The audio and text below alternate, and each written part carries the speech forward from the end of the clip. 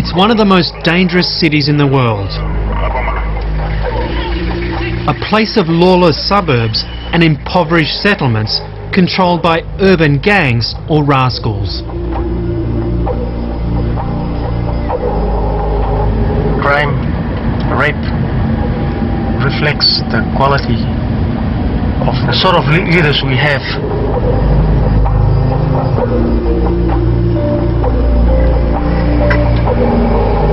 Papua New Guinea's capital, Port Moresby, is the ideal setting for the spread of AIDS, an epidemic fueled by violence, unsafe sex and prostitution.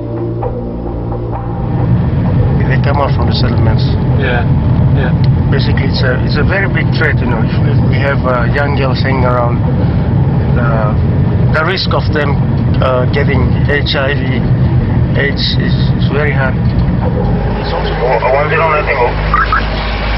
Papua New Guinea is sliding towards a disaster, an epidemic of African proportions. It's estimated there are 100,000 people infected so far. Proportionally, that's 20 times the level in Australia. Unless effective action is taken to halt the disease, the country's in danger of losing its next generation. And PNG's already faltering economy could be destroyed. Australia may have to take the fallout. Tonight on Four Corners, we examine the epidemic on our doorstep and investigate how sorcery and grinding poverty, gang culture and a big man mentality are making AIDS a frightening reality in Papua New Guinea.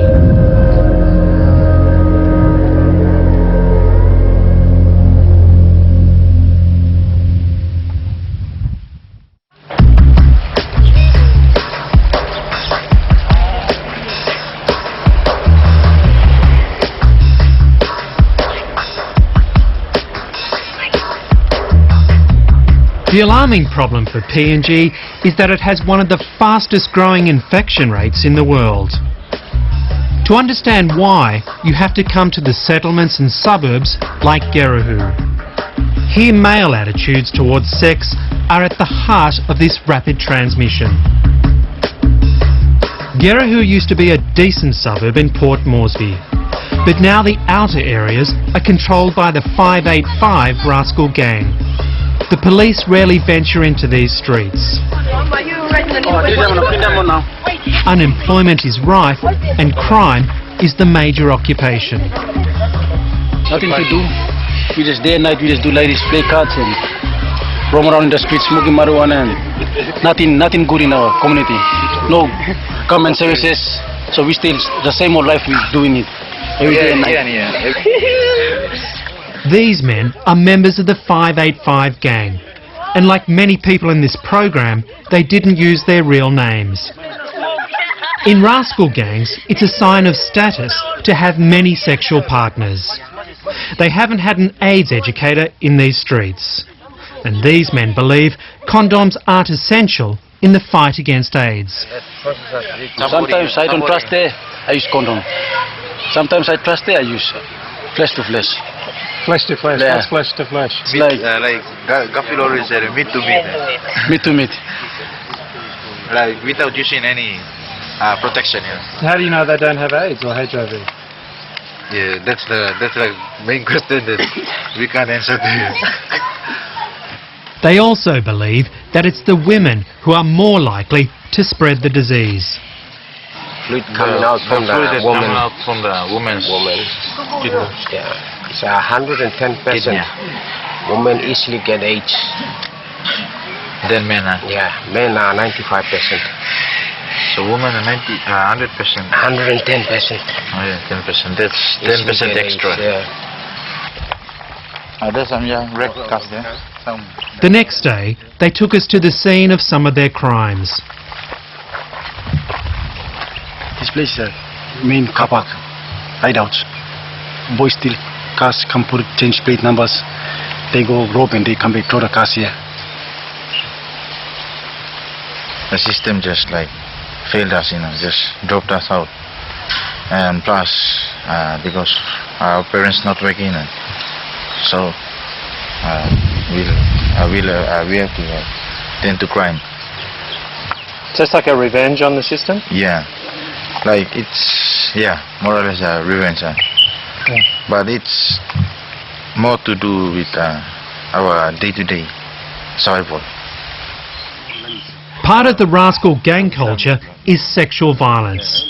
When these men do a carjacking, a house break-in or an armed robbery, rape can be part of the crime. Have you raped girls? Yeah, Why? because to show off. To show off? Yeah. To show that you're a big man? No, girls. Like girls. To show off to the girls? Yeah. You rape them? To show off to them? Yeah, to show off. But, what, to show that you're a man, or? Sometimes boys, they drink. They walk around, they see a girl, or they go to a house, a raid house. When they see a Breaking and mother or a girl, they get them up, rape them up, something like that. And does everyone do this? Most people? Yeah, Papua New Guinea is most. Why do you think they do it? Why?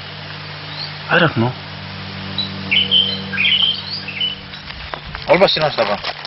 Morgan served 5 years in jail, not for the rape, but for armed robbery. Most of the men in this part of Gerahu have served time inside. Prison is a high-risk setting for HIV that also threatens the communities they come back into. Inside it's hard life. You must be strong in mind. Sometimes you get worried. Sometimes no food. Sometimes people, put knife and men to men, like this. So they have men-to-men sex, a lot of that? I've been through that. You've been raped? Yeah. A man tried to... No. I've been doing this to some, boys. Oh, you did it to other boys? Other boys. Yeah. Did you wear a condom when you did it? No. I mean, do you think that men have sex with men? Are they gay or not? Some are not gay. Some are like normal men.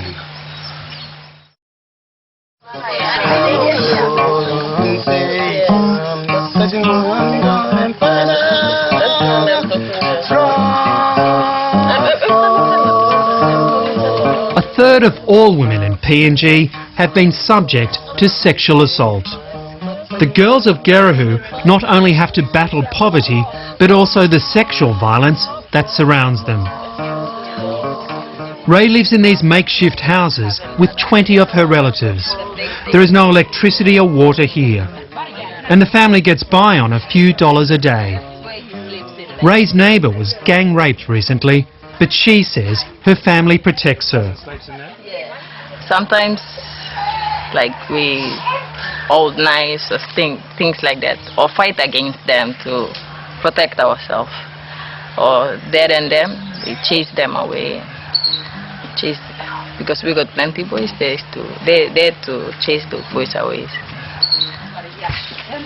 Talking openly about sex in PNG has been taboo. Ray and her friends say the boys don't use condoms. They'd like to know how to use female condoms so they could protect themselves. But girls, they're scared to use the girls' condom sometimes. Some of them, they don't know how to use the condom. So they're scared to use it. Sometimes they don't use it, girls. Why are they scared? Because they're shy, or? No, it's like it will go in and just stay there. It will come back. Sometimes, yeah, that's true. What she's saying is true. So you think it'll just get stuck? Yeah. It's hard to explain to you because it's girl stuff.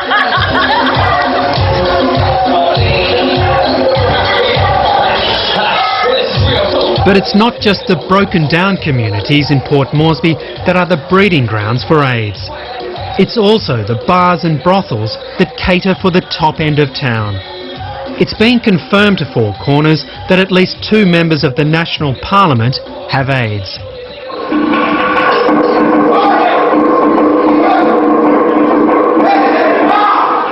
It's Pacific night at this nightclub and brothel, and as a prize, the management is giving away a girl for the evening. Landowners, politicians, expats and professionals frequent this place. We were invited in by this man. Jerry calls himself a hostess supervisor, but most people would call him a pimp. He says the sexual health of the girls is not his business. It depends on each individual. How you look after yourself, that's you. So you don't take any responsibility for them looking after making sure they don't get AIDS or HIV? Well, that's one of the things that work in me. Like, I worry, but then the age awareness is not that really effective around here, so that I don't push it. But then sometimes, the certain times when I'm in a good mood, I just tell them, hey, use condom, use condom. If you want to do it, use condom. You know, I just tell them straight. And there's certain times like I'm so tired, I don't have the time to talk to them. Go for it, I'm so busy, there's no time. The most recent study on prostitution in PNG found 17% of sex workers are HIV positive. But astonishingly, Jerry tells his girls not to worry. There's a cure for AIDS. About this AIDS, I hear there's cure around the place. We have tabs around the city. People are discovering AIDS herbs, some liquid that you drink, some root of some trees, or they do them, they boil them up, they do it up as like medicine, and then they put them in a bottle, they sell them in the streets. Later, one of the prostitutes showed us where she and 17 other girls lived. When not working, they're kept in this dormitory behind the brothel. They're only allowed out once a week. A week later, when the police took us on a tour of the AIDS hotspots, the first place they took us to was the same nightclub. Prostitution is illegal in PNG, but the police are unable or unwilling to do much about it. You know there's prostitution going on here, why can't you arrest them? It's quite hard. Why? The reason is many times like the owner, especially the owner of the property, he never report a case to police.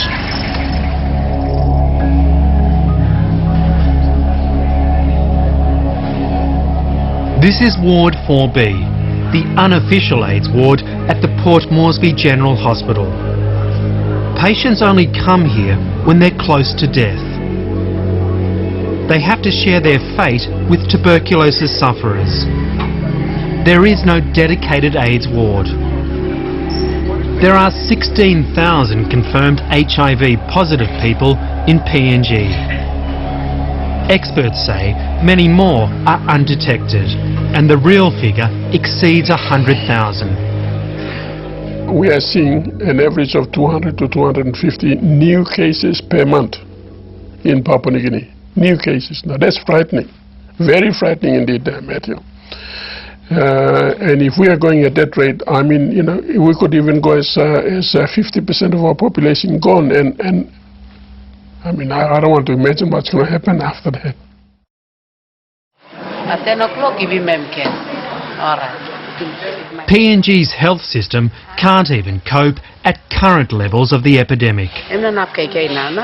Sister Elizabeth Warkin is in charge of Ward 4B, and she routinely runs out of basic medicines and supplies.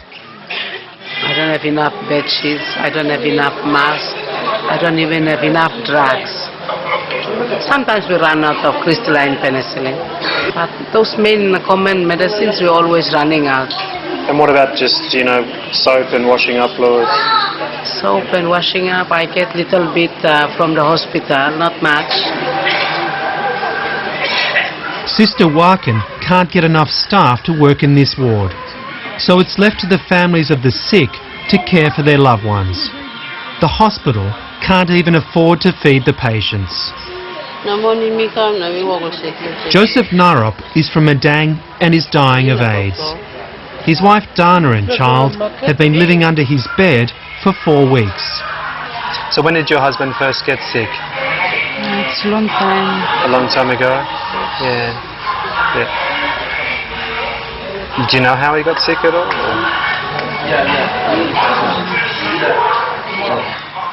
When Joseph dies, Dana will lose the family's income. She's scared about the future. Do you think you may get sick from this disease?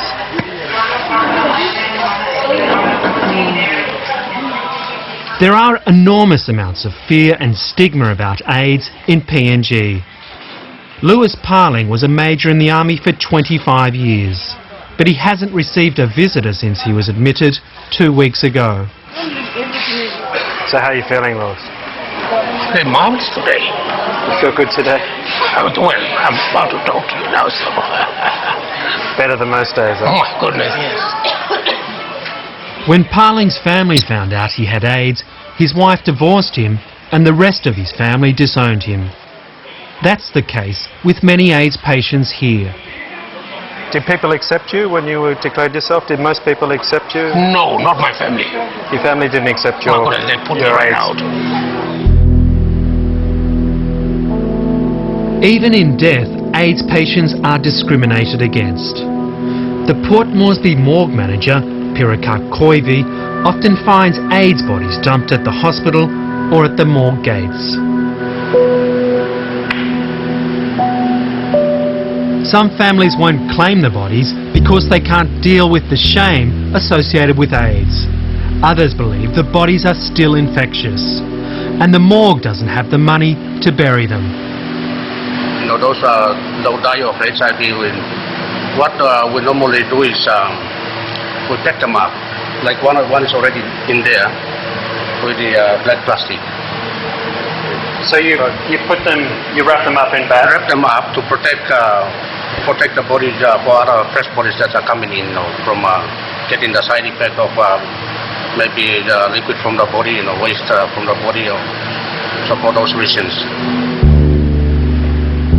The morgue has the capacity for 60 bodies, but it's overflowing with 200 corpses, many of them AIDS victims. Koivi just hopes that a church group or charity will pay for a mass burial soon. The morgue's cooling system can't cope, so the bodies are decomposing. So in this tray here, We have babies you have, how many babies? It looks like there's 10, 20 babies there.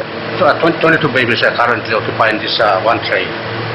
And that's because of storage problem again, you have to build them up like this? That's right, yeah, it's a problem, yes. It's not safety for our body, but we have no choice.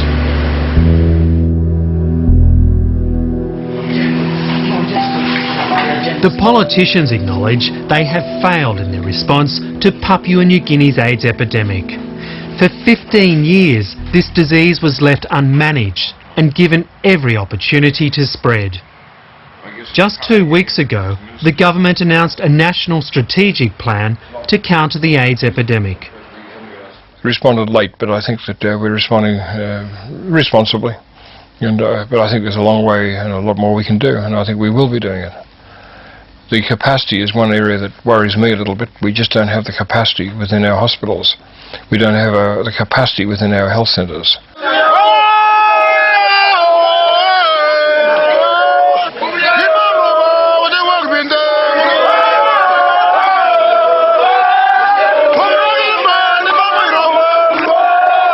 It's in the highlands of Papua New Guinea that lie the greatest challenges in dealing with the AIDS epidemic. Its vast and rugged geography, low literacy rates, and the hundreds of different languages are some obstacles. It's social events like this Sing Sing that also pose dangers. The weakening of traditional rules means sexual behaviour is less restrained.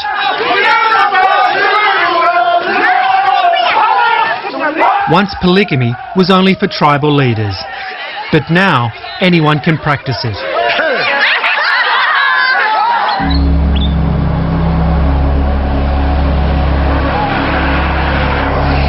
AIDS is spreading fast in the highlands, and this is the reason why. the Highlands Highway. It stretches 700 kilometres from the north coast up into the resource-rich highlands. It connects about half the country's population, transporting the virus widely.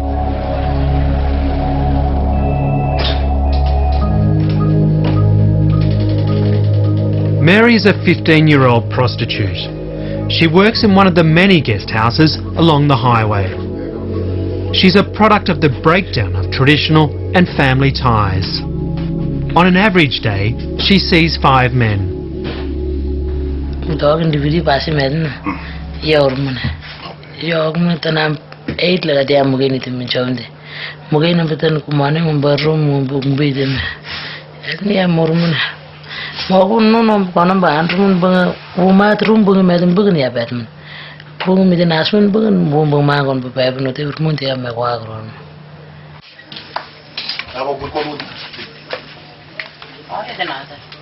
Eight other girls work here with Mary. Most of them are from broken families. Prostitution has been their only means of survival. 15-year-old Jessica started working when she was just 10.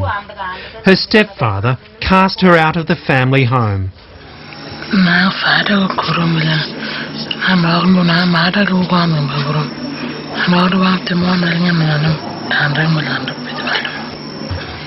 Mary too was forced to leave home after her father died. She says if she returns to her village, she'll be killed.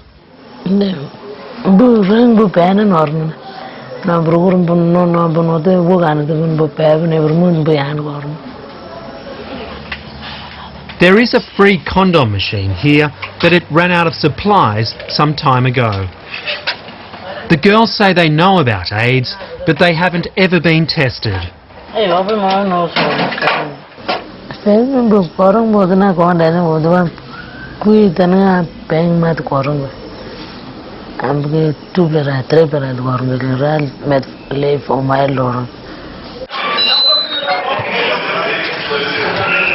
The bar next door is where the girls get some of their customers.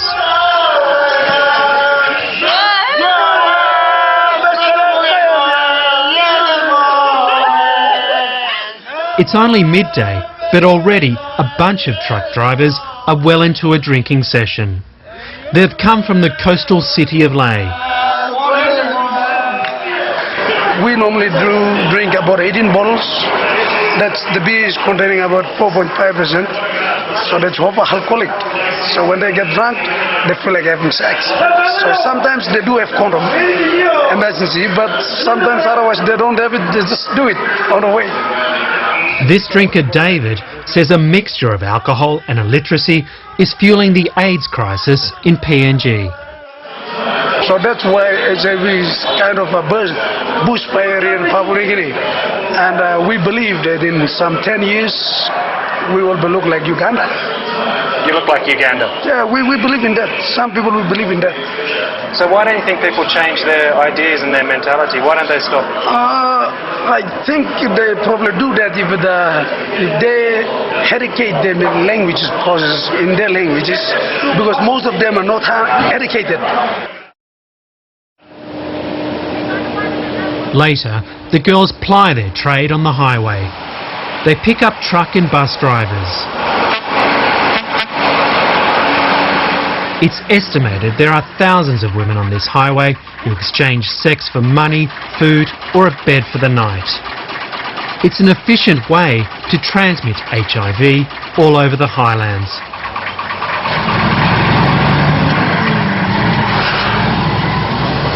Where do you drive from? From Leh to Hagen. How often? For the first, my lifetime. All your lifetime you've been driving? Right. You see, like, to many of the truckers, they like to pick up girls on the way? Yes.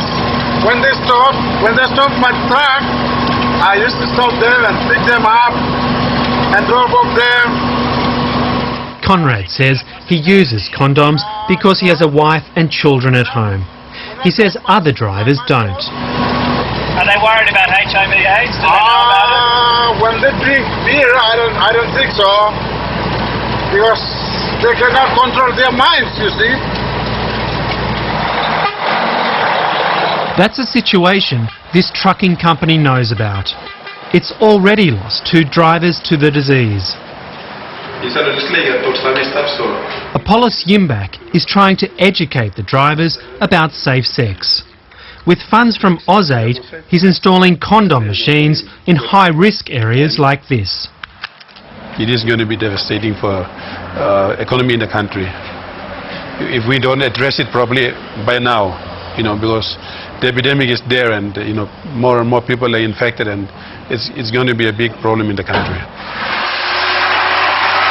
Some studies are estimating that by 2020, PNG could lose 1/3 of its workforce. At 75 years old, Sister Rose Bernard is one of the pioneers in the fight against AIDS in the highlands. 20 years ago, when the disease started to take a hold in Africa, Sister Rose knew it was going to hit PNG with the same devastation.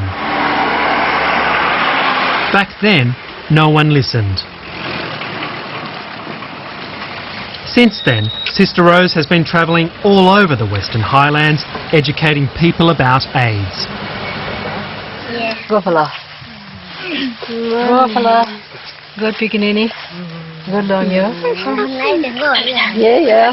Okay. Morning. Much of the time, she offers care to those suffering from AIDS.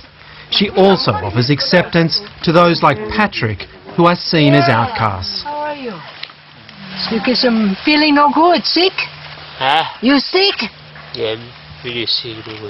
One of them kind sick. Satu bulan ini belum ya. I'm tight ni go to Rabiata sana.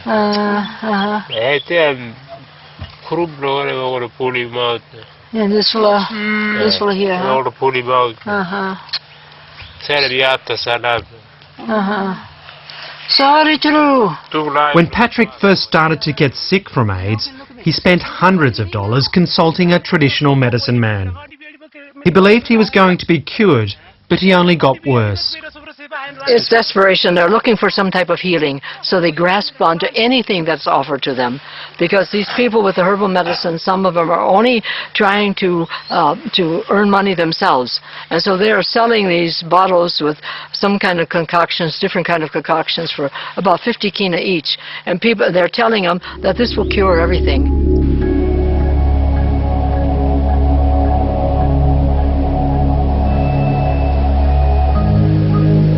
We're on our way to a remote village called Kartaina.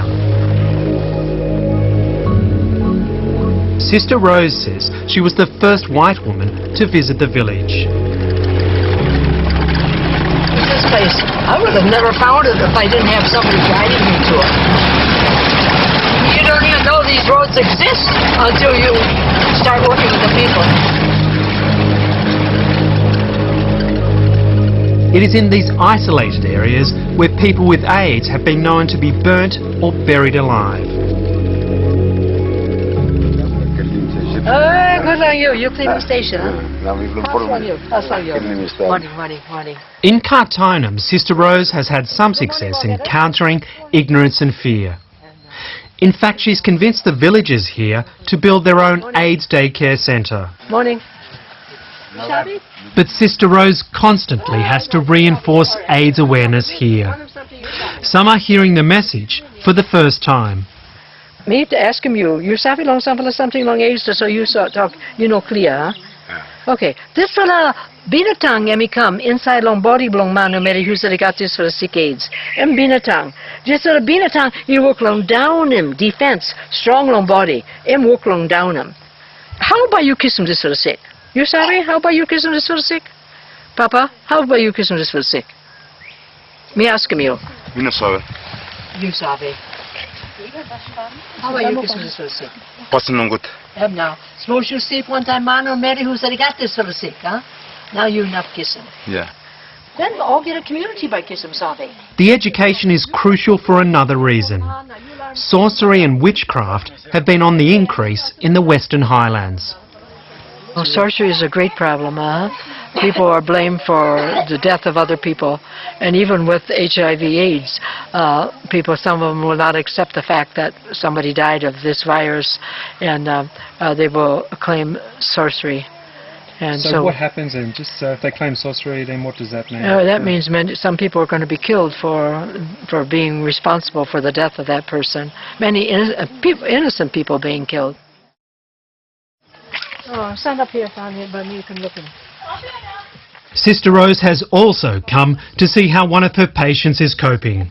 You've been kissing some medicine long or no got? Veronica contracted HIV from her husband. You help a mama long walk long in, huh? He died a year ago, leaving her with 2 children. Sister Rose is concerned the village is not helping her enough. She gets food sometimes. Sometimes the people give her food, sometimes she doesn't get the food. She's hungry many times. The discrimination against Veronica comes from the culture. When her husband died, she lost many of her rights in the village. And that's made worse because she comes from another tribe. They're just thinking about themselves. They have their own work to do. They have their own families to look after. And they're not bothering with her. And so there's a lot of education still that needs to be done, you see. Sister Rose says it's the women who are bearing the brunt of this epidemic. She's found 90% of HIV-positive women have contracted AIDS from their husbands. Marriage has become a high-risk setting. When we ask who the high-risk people, it's not so much the sex workers, I feel, as the wives, the married woman. She's very much in risk now. So that and why is that? Well, because their husbands have many sexual partners. And even though the wife is staying home being very faithful, her husband is not.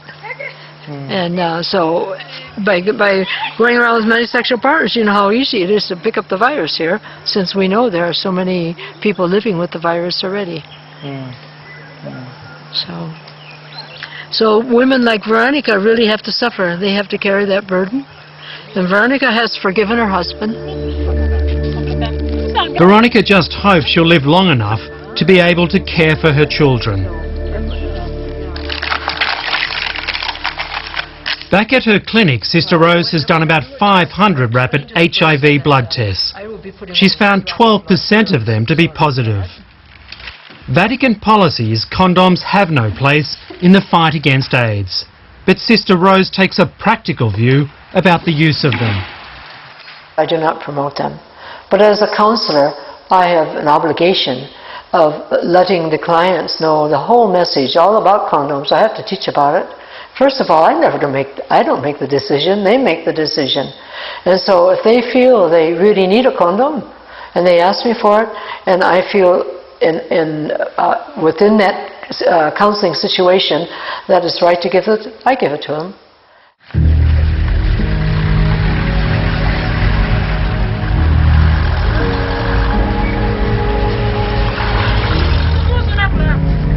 Mount Hagen is the largest town in the highlands. And it's here we found a traditional medicine man selling a cure for AIDS.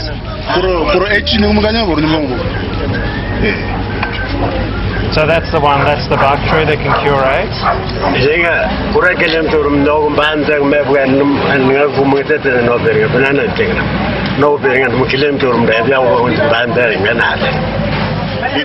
He says he sources the treatment from sacred sites deep in the jungle.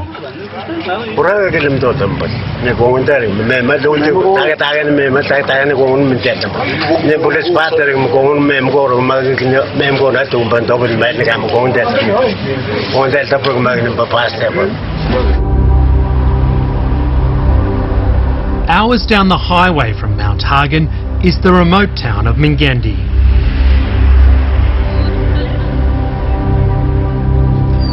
At the local St. Joseph Hospital, the nurses are prepared for the disease. The staff have been trained to administer antiretroviral therapy, a drug regime that can dramatically lengthen the life of AIDS patients. They only have 3 patients on ART, but they need supplies for 30 more. Sarah is one of them, and she's entering the final stages of AIDS. She'll die soon if she doesn't get ART.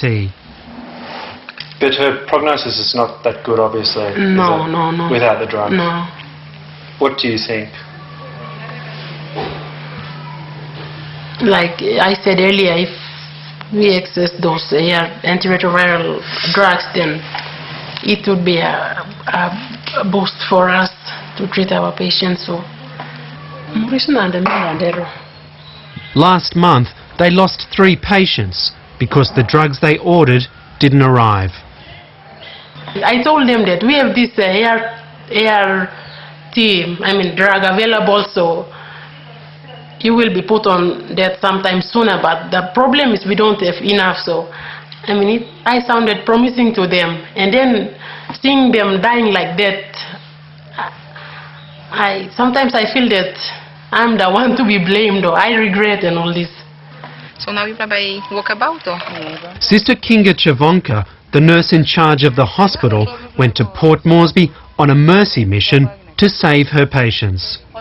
She came back with only 1 bottle of ART. I was really frustrated, Actually, the people who have the drugs in the cupboard and could easily open the cupboard and give it to me, they felt frustrated too, because they are just part of the system.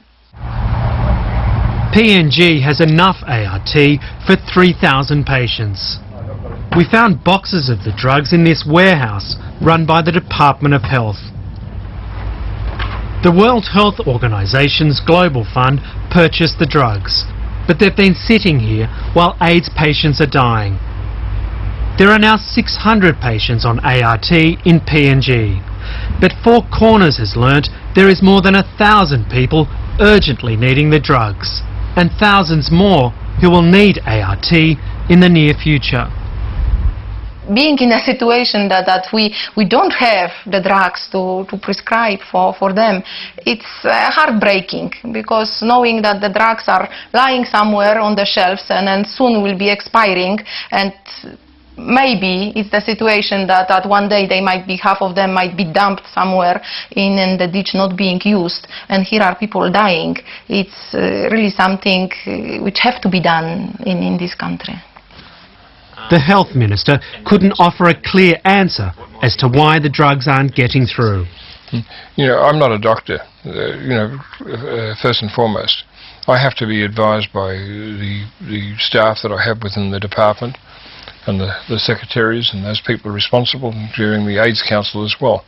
And I'm told that we have adequate supplies of AVRs here, and the reason why it can't be released is because there has to be proper training, counselling in place in these areas. Now, if Magindi Hospital has the qualification to have their training, I can't see any of the reason why they can't be distributed.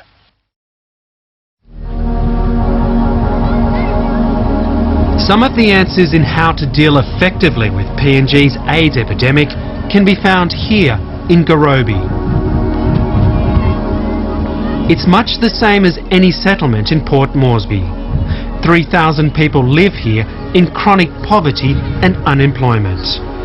But unlike Gerahu, which is dominated by the 585 gang, Garobi has turned itself around in terms of HIV awareness and rape. HIV is a disease that somebody carries around and pass it on to somebody through intercourse. If you use the condom, because stay with one partner, you will not get this disease. That is largely due to Maramia. 5 years ago, she came out publicly and declared she was HIV positive. A brave step in PNG. Maramia lost her husband Max and 2 babies to AIDS. So my 2 babies grave. My first baby was 3 months old, and the second one was 9 months old. It was when the doctors refused to treat or even handle her dying baby son she knew it was time to act against the discrimination. And we said, oh, you have HIV, so the child probably has AIDS, so we don't want to treat him. So they didn't treat They didn't treat him. So we just sat there until the next morning when I came home, the baby died. And from there, just hated the nurses. Like, it was sort of like, I felt that it was so cruel and mean, you know. So he deserved to be treated like anybody else, and they just didn't do that. These are candlelight photos, which we took in 2003. Mia started the fight against the stigma of AIDS in her own community. She and her husband built a drop-in centre. Over time, they built relationships and established trust. Once people get to trust you, that's when you begin to tell, you know, they come out more openly, and you can change people's attitudes by getting straight to the point. And that's something she's still doing. Because whole world population he got HIV, and 40 million man Mary only got HIV. There hasn't been a rape in Gorobi in 2 years. Mia confronted the rapists herself and started educating them. I started talking to them and I said, look at me, you know, we don't want all of you sitting here to be like me. So, you know, we want to save our community. And I think the message really got down there. I explained how if you are in the act of, you know, gang rape, if you are involved, and how HIV can be transmitted from one to the other. And they understood it clearly because I spoke in the local language. And even boys came and saw me themselves after, you know, when they had free times and asked me to explain. And I always made my time available. So they come to my home, I always talk to them.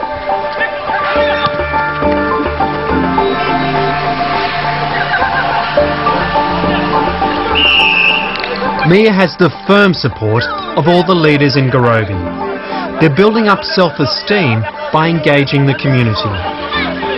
They've started playing football again, and the competition has been expanded to include teams from other settlements in Moresby. But Gorobi is the exception. Mia sees the only hope for halting the spread of AIDS is for governments and aid groups to target the grassroots and help communities empower themselves. It's all happening. So if our politicians and people, you know, in hierarchy who are making decisions, they don't act, I'm sorry, but there won't be any Papua New Guinea. Sometimes I feel so sad, and you know, I mean, politicians, they talk, I mean, what's all this lip service? We need them to come out and be the role models, real good role models.